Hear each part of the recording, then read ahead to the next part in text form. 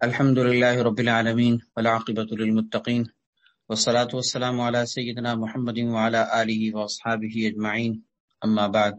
آج کی مجلس میں انشاءاللہ ہم کامیابی کے طریقوں کو انشاءاللہ سنیں گے، سمجھیں گے اور اللہ کی توفیق سے انشاءاللہ ان کو اختیار کریں گے۔ اللہ تبارک و تعالی ہم سب کا مل بیٹھنا، جمع ہونا اپنی بارگاہ میں قبول فرمائے، اور کامیابی کے جو طریقے قرآن و سنت کی روشنی میں ہمارے سامنے آ رہے ہیں، اللہ ہم سب کو اس کو اختیار کرنے کی توفیق عطا فرمائے۔ سب سے پہلے تو ہمیں کامیابی کی حقیقت کو سمجھنا چاہیے کہ کامیابی کی حقیقت کیا ہے۔ دنیاوی نقطہ نگاہ سے اور مادی سوچ کے اعتبار سے کامیابی اگرچہ کسی اور چیز کو کہا جاتا ہو، لیکن ہم کامیابی اسی کو سمجھیں گے جس کو اللہ اور اس کے رسول نے کامیابی قرار دیا، کیونکہ کامیابی کی حقیقت وہ نہیں جو ہماری دنیاوی مادی سوچ کے اعتبار سے جس کو کامیابی کہا جاتا ہے۔ کامیابی اس کو کہا جاتا ہے جس کو اللہ نے کامیابی کہا، جس کو اللہ کے رسول نے کامیابی کہا، کیونکہ کامیابی جو دینے والا ہے، کامیاب کرنے والا ہے، ظاہر ہے کہ اس نے جس کو کامیابی کہا اسی کو ہی کامیابی کہہ سکتے ہیں۔ اس کو کامیابی نہیں کہہ سکتے کہ جس کو ہم اپنی دل و دماغ کے اندر اپنی سوچ کے اعتبار سے اس کو کامیابی تصور کرتے ہیں۔ تو سب سے پہلے تو ہمیں کامیابی کی حقیقت کو سمجھنا چاہیے۔ قرآن و سنت کی اصطلاح میں کامیابی کسے کہتے ہیں؟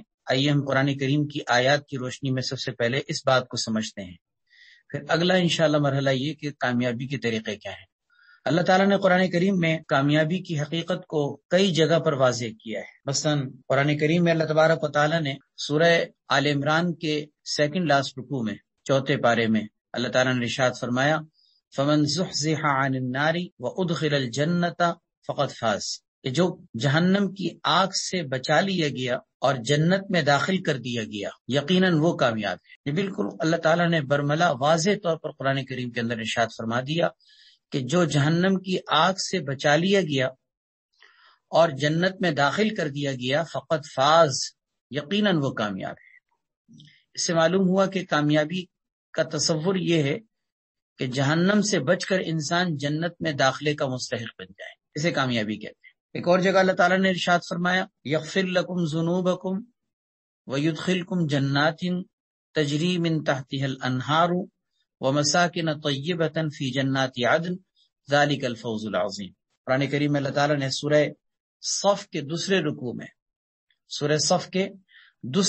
28ویں پارے کے اندر اللہ تعالیٰ نے ارشاد فرمایا چند اعمال کو بیان کرنے کے بعد کہ جب تم ان اعمال کو اختیار کرنے والے بنو گے تو اس کے نتیجے میں ہوگا یہ کہ اللہ تعالیٰ ایک تو تمہارے گناہوں کی مغفرت کر دیں گے، دوسرا کام یہ کریں گے کہ وَيُدْخِلْكُمْ جَنَّاتٍ تَجْرِي مِن تَحْتِهَا الْأَنْهَارُ، اللہ تمہیں ایسی جنتوں میں یعنی ایسے باغات میں اللہ تعالیٰ تمہیں داخل فرمائیں گے کہ جن کے نیچے سے نہریں بہتی ہیں، اور اسی طرح مساکن طیبۃ فی جنات عدن، رہنے کے لیے، ہمیشہ رہنے کے لیے پاکیزہ ٹھکانے، پاکیزہ رہنے کے لیے رہائش گاہیں، ایسے پاکیزہ رہنے کے لیے اللہ رب العزت گھر عطا فرمائیں گے جو ہمیشہ رہنے کے باغات میں ہوں گی اور ہمیشہ رہنے کی جنت میں ہوں گے۔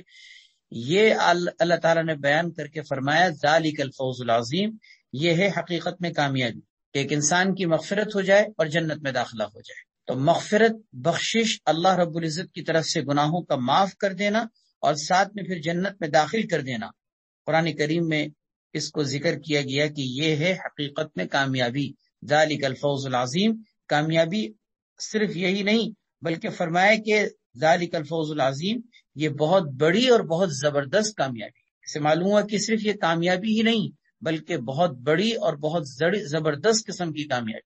اسی طرح ایک اور جگہ اللہ تعالیٰ نے فرمایا سورہ یونس کے اندر 11ویں پارے میں الا ان اولیاء اللہ لا خوف علیہم ولا هم یحزنون، کہ اللہ کے جو ولی یعنی اللہ کے جو دوست ہوتے ہیں ان کے اوپر نہ دنیا کے اندر کسی قسم کا کوئی خوف ہوگا، نہ آخرت میں وہ غمگین ہوں گے۔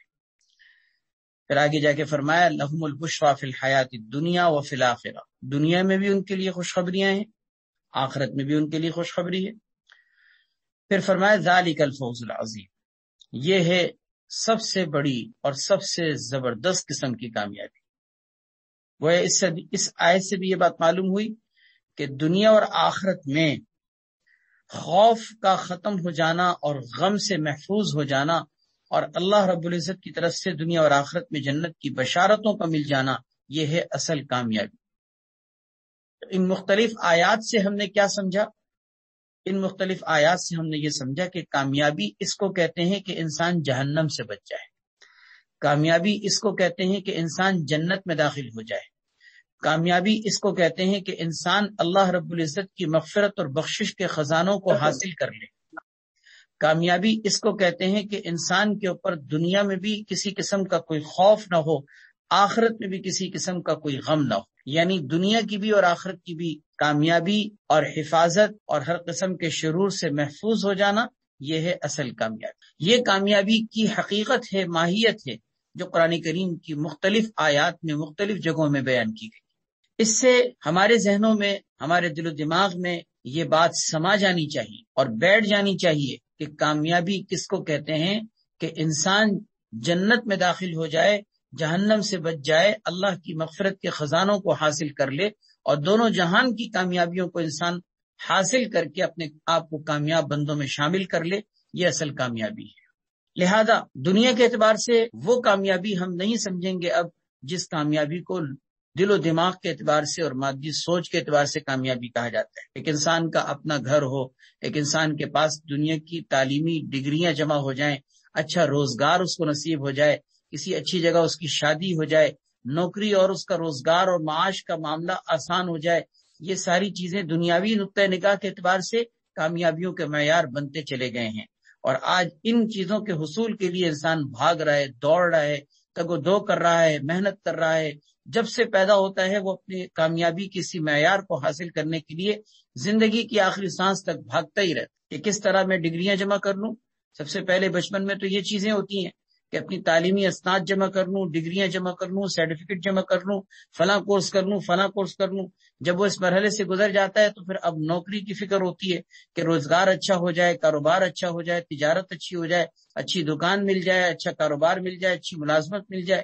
پھر اس کے بعد انسان کی شادی کا معاملہ آتا ہے کہ شادی اچھی جگہ ہو جائے، نوکری کے بعد انسان کو اپنا گھر اپنا مل جائے، گاڑی اپنی ہو، کاروبار اپنا ہو۔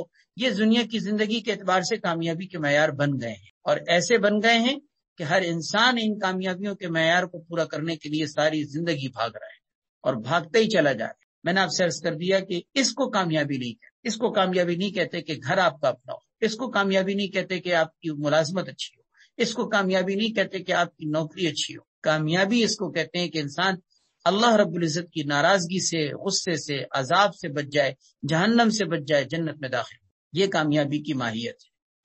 تو پہلی چیز یہ ہو گئی کہ کامیابی کسے کہتے ہیں۔ اب اگلا مرحلہ کہ کامیابی کے طریقے کیا ہیں، کامیابی کے طریقے کیا ہیں، اس کو اگر ہم قرآن کریم کے اندر بھی اور احادیث طیبہ کے اندر بھی دیکھیں تو بہت سارے طریقے مختلف نصوص میں، مختلف روایات میں، مختلف آیات اور احادیث میں اللہ اور اس کے رسول نے ہمارے سامنے واضح کی۔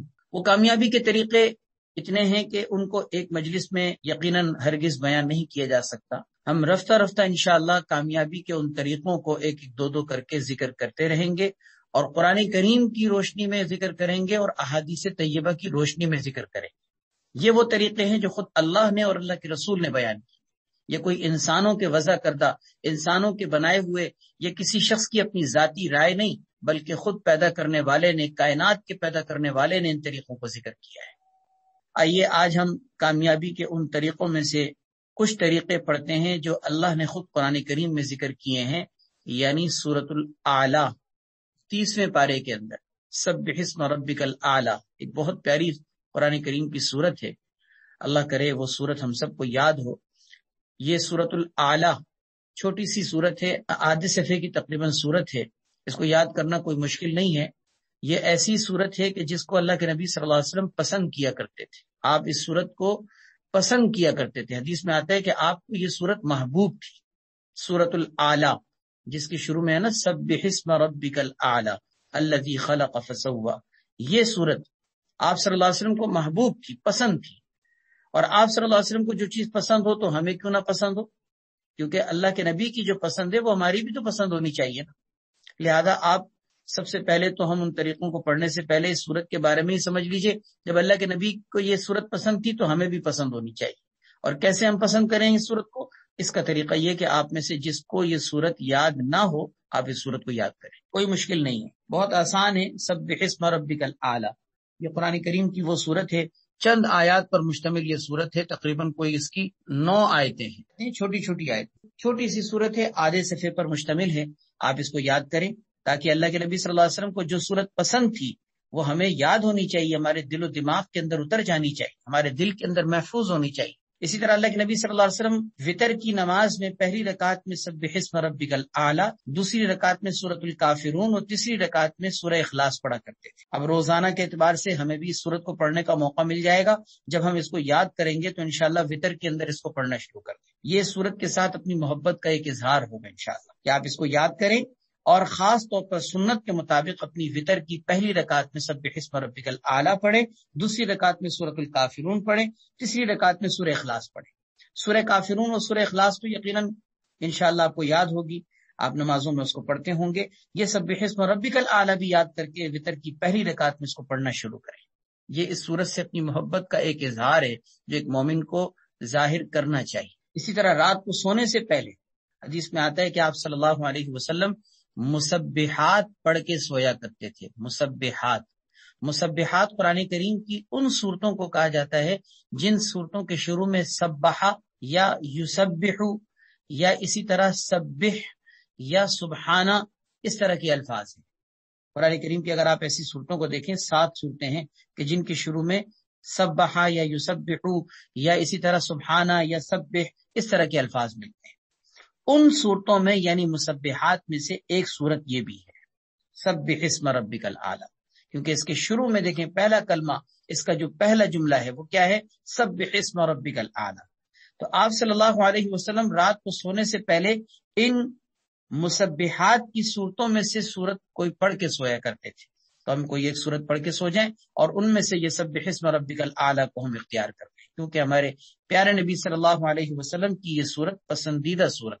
اب اسی صورت کے اندر اگر آپ دیکھیں تو آخر میں اللہ تعالیٰ نے اسی صورت کے آخر میں قد افلح من تزکا وذکر اسم ربہ فصلی بل تؤثرون الحیاۃ الدنیا والآخرۃ خیر وابقی ان ھذا لفی الصحف الاولی صحف ابراہیم وموسیٰ۔ یہ آخری اللہ تعالیٰ نے آیات کے اندر کامیابی کے 4 طریقے ذکر کیے۔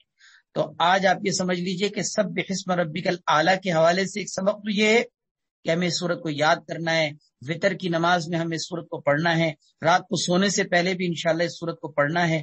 تو اس سورت کو پڑھتے ہوئے اس سورت کے اندر غور کیجئے کہ اللہ تبارک و تعالی نے کامیابی کے 4 اہم بنیادی اور بڑے طریقے ذکر۔ قد افلح من تزکا، پہلا طریقہ اللہ تعالیٰ فرماتے ہیں قد افلح من تزکا، یقیناً فلاح پائی، کامیاب ہوا وہ شخص جس نے پاکیزگی اختیار۔ پہلے نمبر پر طریقہ من تزکا، جس نے تزکیہ کیا، جس نے اپنے نفس کا تزکیہ کیا، جس نے اپنے آپ کو پاکیزہ کیا، جو صاف ستھرا ہوا۔ دوسرے نمبر پر فرمایا وذکر اسم ربہ، اور اس نے اپنے پروردگار کا نام لیا یعنی اپنے رب کا ذکر کیا۔ تیسرا طریقہ فصلی، اور اس نے نماز پڑھی۔ چوتھا طریقہ بل تؤثرون الحیات الدنیا والآخرۃ خیر وابقی، چوتھا طریقہ ان دونوں آیتوں میں یہ ذکر کیا گیا ہے کہ جس نے دنیا کی زندگی کو آخرت پر ترجیح نہیں دی بلکہ آخرت کی زندگی کو دنیا کی زندگی پر ترجیح دی۔ یہ چوتھا طریقہ۔ تو کیا طریقے ہو گئے؟ من تزکا، سب سے پہلا طریقہ جس نے تزکیہ کیا، اپنے نفس کا، اپنے دل کا، اپنے قلب کا، اپنی روحانی زندگی کا تزکیہ کیا، اپنے آپ کو ظاہر و باطن کی گندگیوں سے پاک کر دیا، اس کو تزکیہ کہتے ہیں۔ جس نے تزکیہ کیا، اپنے آپ کو پاک صاف ستھرا کیا۔ دوسرے نمبر پر وذکر اسم ربہ، اس نے اپنے پروردگار کا نام لیا یعنی ذکر کیا۔ تیسرے نمبر پر اس نے نماز پڑھی، اور چوتھے نمبر پر اس نے آخرت کی زندگی کو دنیا کی زندگی پر ترجیح دی۔ یہ جو چوتھا طریقہ ذکر کیا گیا یہ دونوں آیتوں سے مل کر، وہ کیا؟ بل تؤثرون الحیات الدنیا والآخرۃ خیر وابقی۔ اس آیت کا ترجمہ یہ ہے کہ بل تؤثرون الحیات الدنیا، کہ بلکہ تم لوگ دنیا کی زندگی کو مقدم رکھتے ہو، یعنی تم دنیا کی زندگی کو آخرت کے مقابلے میں ترجیح دیتے ہو۔ حالانکہ والآخرۃ خیر وابقی، آخرت بہتر بھی ہے اور باقی رہنے والی ہے۔ آخرت کی زندگی بہتر بھی ہے، ظاہر ہے کہ دنیا کی زندگی کے مقابلے میں آخرت کی زندگی یقیناً بہتر ہے۔ وابقی، اور وہ پائیدار ہے، باقی رہنے والی ہے، کبھی ختم نہ ہونے والی، اور دنیا کی زندگی عارضی فانی ہے۔ تو اس چوتھی آیت کے اندر، ان دونوں آیتوں کے اندر چوتھا طریقہ یہ ذکر کر دیا گیا کہ تم لوگ دنیا کی زندگی کو ترجیح دیتے ہو، حالانکہ کامیابی کا طریقہ یہ ہے کہ آخرت کی زندگی کو دنیا کی زندگی پر ترجیح دی جائے۔ تو یہ 4 طریقے ہو گئے فلاح حاصل کرنے کے، کامیاب لوگوں میں شامل ہونے کے، یہ 4 طریقے۔ اس میں سے پہلا طریقہ ہے تزکیہ۔ تزکیہ کا مطلب کیا ہے؟ تزکیہ کا آسان الفاظ میں مطلب یہ سمجھیے کہ تزکیہ کا مطلب یہ ہے کہ جیسے کہ ہم اپنے جسم کو نہا دھو کر صاف کر لیتے ہیں، اسی طرح ہم اپنے کپڑے گندے ہو جائیں تو کپڑے چینج کر لیتے ہیں، صاف ستھرے کپڑے پہن لیتے ہیں، ہم اپنے جسم کو خوشبو لگا کر معطر کر دیتے ہیں، ہمارا ظاہر خوشنما، خوبصورت اور حسین و جمیل ہو جاتا ہے، ہم ظاہر و باطن، ہم ظاہر کے اعتبار سے، جسمانی اعتبار سے صاف ستھرے ہو جاتے ہیں۔ اگر ہم یہی کام اپنے قلب کے اعتبار سے کریں، اپنے باطن کے اعتبار سے کریں، اپنے دل کے اعتبار سے کریں، اپنی روحانیت کے اعتبار سے کریں، اپنی زندگی جو اپنی من کی زندگی ہے اس کے اعتبار سے کریں، تو اسی کا نام تزکیہ ہے۔ یہ آسان الفاظ میں نے وضاحت کر دی کہ تزکیہ نام اپنے قلب اور باطن کی پاکیزگی کا ہے۔ جس طرح ظاہری طور پر ہم صفائی ستھرائی کا اہتمام کرتے ہیں، اگر یہی کام ہمارا قلب اور باطن کے اعتبار سے ہو تو اس کو تزکیہ کہتے ہیں۔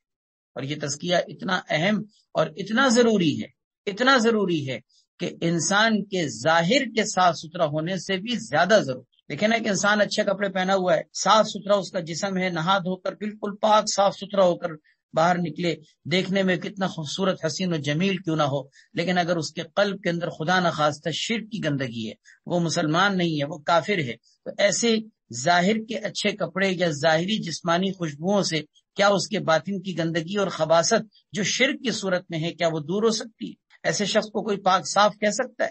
اس کے اندر تو سب سے بڑی کائنات کی سب سے بڑی گندگی شرک کی صورت میں اس کے دل کے اندر بھری پڑی۔ ظاہر کی خوشبوئیں اور ظاہر کے اچھے کپڑے اور ظاہر کا نہانا دھونا اس کی قلب اور باطن کی گندگی کے لیے کیسے پاکیزگی کا ذریعہ بن سکتا ہے؟ جب تک اپنے دل کو صاف نہ کیا جائے یہ ظاہر کی خوشنمائی کسی کام کی نہیں۔ قلب کی گندگی کو دور کرنا یہ ہے اصل گندگی کو دور کرنا۔ اسی لیے حدیث میں آتا ہے ان اللہ لا ينظر الى صورکم واموالکم، اللہ تعالیٰ تمہاری صورتوں کو نہیں دیکھتے۔ اللہ تبارک و تعالیٰ ان اللہ لا ينظر الى صورکم واموالکم، اللہ تعالیٰ تمہاری صورتوں کو، تمہارے مالوں کو نہیں دیکھتے، ولکن ينظر الى قلوبکم واعمالکم، اللہ تبارک و تعالیٰ تمہارے قلوب کو یعنی تمہارے دلوں کو اور تمہارے اعمال کو دے۔ گویا اللہ رب العزت کی بھی جو نظر ہوتی ہے وہ انسان کے قلب پر ہوتی ہے کہ قلب کس حالت میں ہے، دل کس حالت میں ہے، کیا دل کے اندر کفر و شرک کی گندگی ہے یا نہیں ہے؟ کہیں ایسا تو نہیں کہ قلب کے اندر کوئی اخلاقی اعتبار سے گندگی ہو، کہیں ایسا تو نہیں کہ دل کے اندر کوئی کفر و شرک کی خباثت بھری ہوئی ہو، کہیں ایسا تو نہیں کہ دل میں تکبر ہو، دل میں حرص ہو، دنیا کی محبت ہو، دل میں کسی قسم کی ناشکری کے جذبات ہوں، بے صبری کے جذبات ہوں، نام و نمود اور ریاکاری کے گندگی کے جذبات ہوں۔ یہ قلب کی وہ گندگی ہے جس سے انسان کا دل کالا ہو جاتا ہے، سیاہ ہو جاتا ہے، زنگ آلود ہو جاتا ہے۔ کلا بل ران علی قلوبہم ما کانوا یکسبون، اللہ تعالیٰ نے 30ویں پارے میں سورہ مطففین کے اندر کافروں کے دلوں کا حال بیان کرتے ہوئے فرمایا کلا بل ران علی قلوبہم، کہ نہیں ہرگز نہیں، بلکہ ان کے دلوں پر زنگ لگ چکا ہے، ان کے دل گندے سیاہ بھٹ کالے ہو چکے ہیں ان چیزوں کی وجہ سے جو وہ کمایا کرتے تھے۔ اس سے یہ بات معلوم ہوئی کہ دل کا زنگ، دل کا میل کچیل، یہ بڑی خطرناک قسم کی گندگی ہے، بڑی خطرناک قسم کی گندگی ہے۔ اس کے دور کرنے کا نام تزکیہ ہے، اس کے دور کرنے کا نام تزکیہ ہے۔ یہ جو تزکیہ ہے، اس تزکیے کا تعلق بنیادی طور پر 3 چیزوں سے ہے۔ پہلی چیز تزکیۃ العقائد، اپنے عقیدے کو بری سوچ سے، برے عقائد سے پاک کرنا، اپنے عقیدے کو پاک کرنا۔ جب تک عقیدہ گندگیوں سے پاک نہیں ہوگا آپ کا عقیدہ صاف ستھرا نہیں ہو سکتا۔ مثال کے طور پر خدا نہ خواستہ اللہ نہ کرے کسی کے دل میں کفریہ عقیدہ ہو، کسی کے دل میں شرکیہ عقیدہ ہو، اللہ ایک ہے وہ یہ سمجھتا ہو کہ نہیں اللہ ایک نہیں ہے، فلاں بھی اللہ کے ساتھ شریک ہے، تو یہ شرکی عقیدہ ہے نا، اس کی وجہ سے آپ کا عقیدہ گندا ہے۔ آپ کے دل میں اگر خدا نہ خواستہ یہ ہو کہ جس طرح اللہ رب العزت پیدا کرتے ہیں نعوذ باللہ کوئی اور بھی پیدا کرتا ہے، یہ شرکی عقیدہ ہے جس کی وجہ سے عقیدہ گندا ہے۔ مدد کرنے والی ذات صرف اور صرف اللہ کی ہے، ایاک نعبد و ایاک نستعین، اے اللہ ہم صرف تیری عبادت کرتے ہیں اور صرف تجھ ہی سے مدد مانگتے ہیں. ہم اس عقیدے سے ہٹ کر اگر یہ سمجھے کہ مدد اللہ بھی کرتا ہے، مدد فنا بھی کرتا ہے، فلاں نبی بھی کرتا ہے، کوئی ولی بھی کرتا ہے، کوئی اللہ کا نیک بندہ بھی ہماری مدد کرتا ہے، اگر ہم یہ سمجھتے ہیں تو ہمارے دل میں غلط عقیدہ، یہ عقیدے کی گندگی دور کرنے کا نام تزکیۃ العقائد. اپنے عقیدے کو ہر طرح کی گندگیوں سے پاک کر دیں، اس کو تزکیۃ العقائد کہتے ہیں. دوسرے نمبر پر تزکیۃ الاعمال، اعمال کا تزکیہ کرنا، یعنی اعمال کی گندگیوں سے بچنا. اعمال کی گندگیاں کیا ہوتی ہیں؟ ہر قسم کے منکرات، ہر قسم کی اللہ کی نافرمانیاں، گناہ کے جتنے بھی کام ہیں، معصیت اور فسق و فجور کے جتنے بھی کام ہیں، بے حیائی کی جتنی بھی باتیں اور جتنے بھی کام ہیں، یہ سارے اعمال کی گندگیاں ہیں. یہ گناہ نہیں ہے، یہ اعمال کی گندگیاں ہیں. یہ وہ گندگیاں ہیں جن سے ہمارا عمل گندا ہو جاتا ہے. اعمال کو اس طرح کی تمام گندگیوں سے پاک کرنے کا نام تزکیۃ الاعمال ہے. یہ دو قسمیں ہو گئی، تزکیۃ العقائد، تزکیۃ الاعمال. تیسری چیز تزکیۃ الاخلاق. تزکیۃ الاخلاق، تزکیۃ الاخلاق کیا ہے؟ کہ اخلاق کی گندگیوں سے اپنے آپ کو پاک کر. ایک انسان کے دل میں کسی قسم کے برے اخلاق نہ ہوں، جیسے میں نے ابھی مثالیں عرض کی.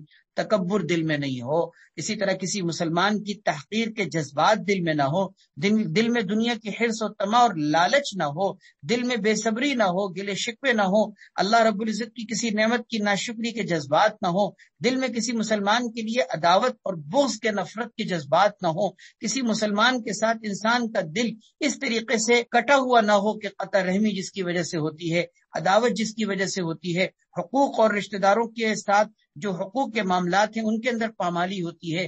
یہ دل کی گندگیاں ہیں، دل کی گندگیاں ہیں. ان گندگیوں کو دور کرنے کا نام تزکیۃ الاخلاق ہے. تو تزکیہ حاصل کرنے کے بنیادی طور پر 3 اہم طریقے ہیں. تزکیۃ العقائد، سب سے پہلے اپنے عقیدے کو ہر طرح کی گندگیوں سے محفوظ رکھیں.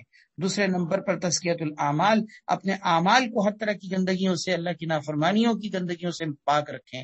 اور تیسری چیز تزکیۃ الاخلاق، اخلاق کی گندگیوں سے اپنے اخلاق کو پاک رکھیں، ظاہری اخلاق میں بھی اور باطنی اخلاق میں. یہ ہے تزکیہ، اس کو تزکیہ کہا جاتا ہے. اسی سے قلب بنتا ہے. قیامت کے دن اللہ تبارک و تعالیٰ ارشاد فرماتے ہیں کوئی چیز انسان کے کام نہیں آئے گی، نہ مال کام آئے گا نہ اولاد کام آئے گی. یوم لا ینفع مال ولا بنون، جس دن نہ مال انسان کے کام آئے گا نہ اولاد اور اس کے بیٹے اس کے کام آئیں گے. الا من اتى اللہ بقلب سلیم، مگر جو اللہ کے پاس قلب سلیم لے کر آئے، یعنی صاف ستھرا دل لے کر آئے، وہی کامیاب. اس دن کامیاب ہونے والا صرف وہی ایک شخص ہوگا جس کے پاس قلب سلیم ہوگا. اس سے آپ اندازہ لگائیے کہ تزکیہ یعنی اپنے قلب اور باطن کی صفائی ستھرائی کتنی ضروری. آج عملی زندگی میں ہم بہت سے لوگوں کے ساتھ ملتے جلتے ہوئے، معاملات کرتے ہوئے ہم یہ دیکھتے ہیں کہ دل بنا ہوا نہیں ہوتا. نتیجہ یہ کہ انسان کی آنکھ بھی گندی ہوتی ہے، اس کے کان بھی گندے ہوتے ہیں، اس کے ہاتھ اور پاؤں بھی گندے ہوتے ہیں، معاملات بھی اس کے اچھے نہیں ہوتے، اخلاق بھی اچھے نہیں ہوتے. ظاہری طور پر رکھ رکھاؤ، رہن سہن، وضاقتہ کسی کی کتنی اچھی کیوں نہ ہو، جب دل نہیں بنا ہوتا تو کچھ نہیں بنا ہوا.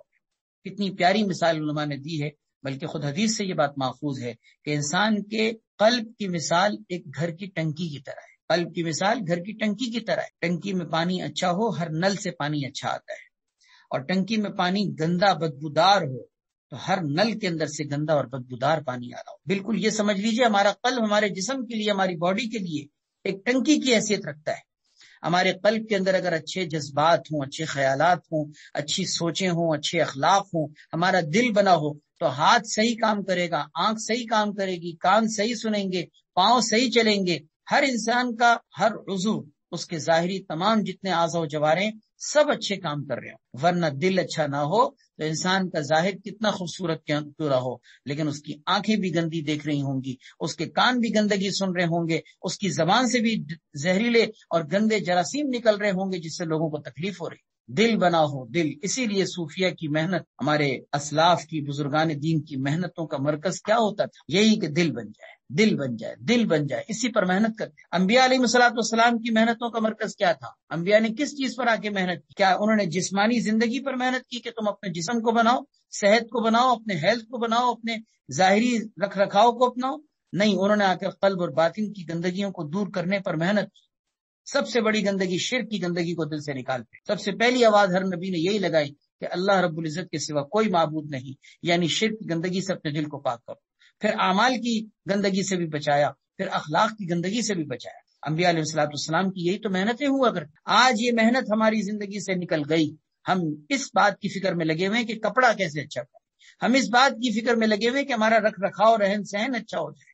ہم اس بات کی فکر میں لگے ہوئے ہیں کہ کس طریقے سے ہمارا دنیاوی اسٹیٹس ایسا مضبوط اور بلند ہو جائے اور ایسی خوشحال باش زندگی ہو جائے کہ کوئی دیکھ کر ہمیں یہ نہ کہہ سکے کہ یہ کمتر درجے کے لوگ ہیں.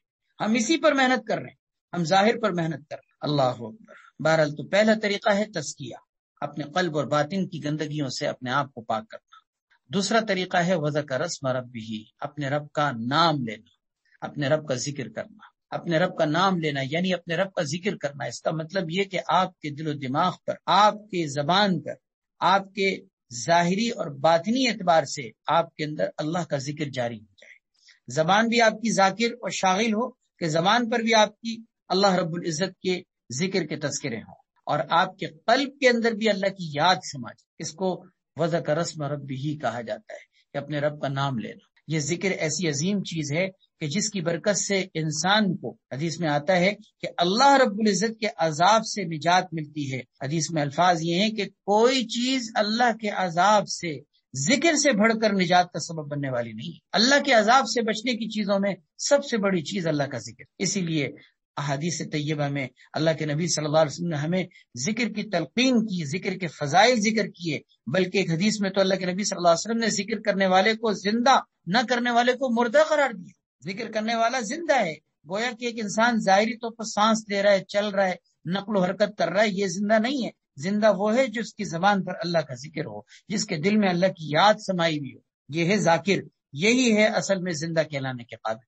باقی وہ جو اللہ کے ذکر سے خالی ہے وہ تو مردہ ہے. اس نے اپنی وجود، اپنے تخلیق کے اصل مقصد کو فوت کیا ہوا ہے. پھر اس ذکر کی 3 قسمیں، ایک ذکر قولی زبان کا ذکر، ایک ذکر قلبی دل کا ذکر، اور ایک ذکر عملی عمل کا ذکر. تینوں طرح کے ذکر کے مجموعے کا نام ذکر ہے. صرف زبان سے ذکر کا نام ذکر نہیں ہے. عام طور پر ہم ذکر سمجھتے ہیں شاید صرف زبان سے سبحان اللہ الحمدللہ کہنے سے ہم ذکر کرنے والے بن جائیں گے. نہیں، آپ زبان سے ذکر کر رہے ہو لیکن نماز نہ پڑھ رہے ہیں. آپ زبان سے ذکر کر رہے ہیں لیکن آنکھیں غلط دیکھ رہی ہیں.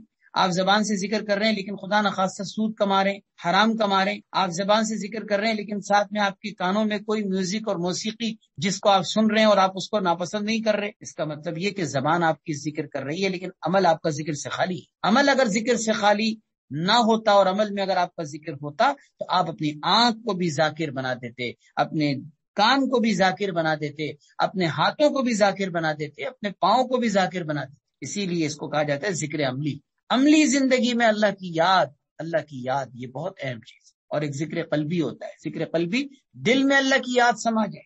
جیسے ہم دنیاوی ناجائز اور حرام محبتوں میں ہم اس چیز کو دیکھتے ہیں کہ جب کسی کی یاد دل میں سماتی ہے ہر وقت انسان اسی کو سوچتا ہے.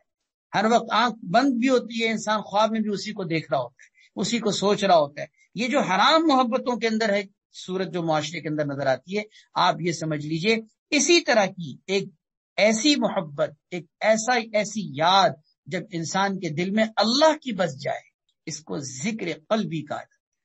یہ ذکر قلبی، اللہ کی یاد دل میں بیٹھے، دل میں ہر وقت اللہ رب العزت کی یاد سمائی ہوئی ہے. عملی زندگی میں آپ کوئی اللہ رب العزت کے ذکر کے خلاف کوئی کام نہیں کر رہے، آپ اپنی زبان سے بھی اللہ کا ذکر کر رہے ہیں. اس کو ذکر کہا جاتا ہے. یہ ذکر کرنے کی یعنی جس میں تینوں قسمیں ہوں. عملی زندگی میں اس ذکر کو اپنانا یہ کامیاب لوگوں کا طریقہ ہے. اللہ تعالیٰ نے قرآن کریم میں ذکر کیا ہے وہ لوگ عقل مند ہیں الذین یذکرون اللہ قیاما وقعودا وعلی جنوبہم، جو کھڑے بیٹھے لیٹے ہر حال میں اللہ کا ذکر کرتے ہیں. کھڑے بیٹھے اور لیٹے. آپ ذرا سوچیں انسان کی 3 حالتیں ہوتی ہیں، کھڑے ہونے کی حالت، بیٹھنے کی حالت اور لیٹنے کی حالت. اللہ فرماتے ہیں عقل مند کہلانے کے قابل وہ لوگ ہیں جو کھڑے بیٹھے اور لیٹے ہر حال میں اللہ رب العزت کا ذکر کرتے ہیں. یہ کامیاب، یہ عقل مند کہلانے کے قابل. تو 2 طریقے ہو گئے. بس انشاءاللہ اگلی نشست میں پھر اگلے طریقے ذکر کریں گے. انشاءاللہ اس میں کئی طریقے ہیں، ہم قرآن و سنت کی روشنی میں آگے کامیابی کے یہ سارے طریقے ایک 2 کر کے ذکر کریں گے. اللہ تبارک و تعالی ہم سب کو کامیاب بندوں میں شامل فرما دے. ہمارے ان تمام بولنے کا اور سننے کا اور بیٹھنے کا مقصد یہ ہے کہ ہم دنیا اور آخرت کی کامیابی کو حاصل کرنے والے بن جائیں، اور اللہ تعالی ہمیں اس ان طریقوں کو جو ہم نے سنا ہے آج کی مجلس میں، اللہ تبارک و تعالیٰ میں اختیار کرنے کی توفیق عطا فرمائے۔ وآخر دعوانا الحمدللہ رب العالمین۔